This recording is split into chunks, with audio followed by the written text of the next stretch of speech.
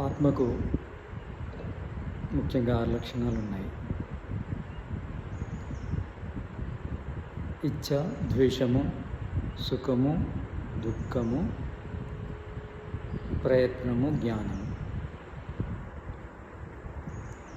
ఈ ఇచ్చ, ద్వేషము, సుఖము, దుఃఖము, జ్ఞానము, ప్రయత్నము ఎక్కడుంటాయో అది ఆత్మ అని మనం తెలుసుకోవచ్చు. ఆత్మను తెలుసుకోవాలంటే ఈ 6 ఏదో ఒక లక్షణం ఉండాలి.